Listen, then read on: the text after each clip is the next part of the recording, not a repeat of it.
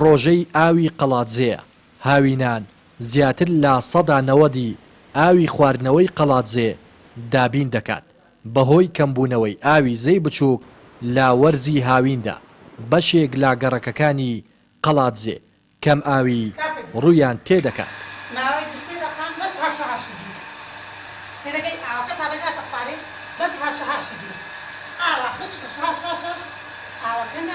ئەمڕۆ ئاو دێ پێنجشەمەیە بەهانی جمعەیە ئاو نایە و هەیە دەڵێن ئاو ئێرانی گراتەوە خاسی ئاوەکەی کەم دەبێت ئاوەکەن بۆ تێناکەن ئەگە بۆیان تێنەکردین لەو کاتیدا تانکاوەکان درێژ هینی دەکەنەوە گرانیان دەکەن لە باتی بەداهز بەڵێ بەڵێ بە بێگومانی ئارێوەڵا هەبووە منداڵەکانم هەفتەی جارێکی خوان نەشدووە لەسەر ئەوەی کە ئامان کڕیوە.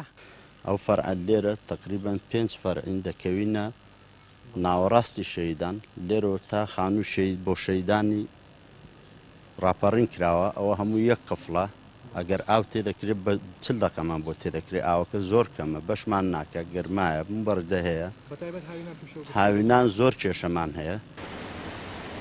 بەڕێوبەری پرۆژەی ئاوی قەڵاتزێش نایشارێتەوە کە ساڵانە لە وەرزی هاویندا زۆر جار لە 24 کاتژمێردا بەرزی و نزمی ئاو ڕوویان تێدەکات و تووشی گرفت دەبن. دەژڵێت چارەسەری بنەڕەتی بۆ ئەو گرفتە دروستکردنی بەنداوی دڵگەیە. شاهدی ئەو حاڵەیەن کە ساڵانە چەند جارێک کۆماری ئیسلامی ئاویزی بچووک دەگرێتەوە و بەری دەداتەوە بەگوێری ئەو کارانەی کە خۆی لە بەنداوەکانی ڕۆژهەڵاتی کوردستان دەیکا. ئێمە گرفتێکی هەموو جارێک گرفتێکی گەورەمان بۆ دروست دەبێت لەبەرەوەی ئەو ئاوی کە لە ڕۆژهەڵاتی کوردستانەوە دێ دەتوانین بڵێن سەرچاوی سەرەکی زەی بچووکە.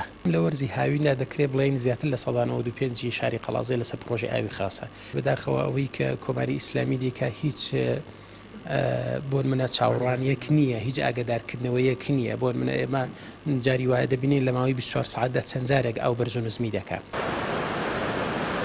ساڵانە لەگەڵ هاتنی وەرزی هاوین ئاوی زەی بچووک ڕوو لە کەمی دەکات بەهۆی ئەوەی لا دیوی ئێرانەوە بەنداوی لەسەر دروست کراوە و ئەو وڵاتە ناوە ئاوەکە دەگرێتەوە.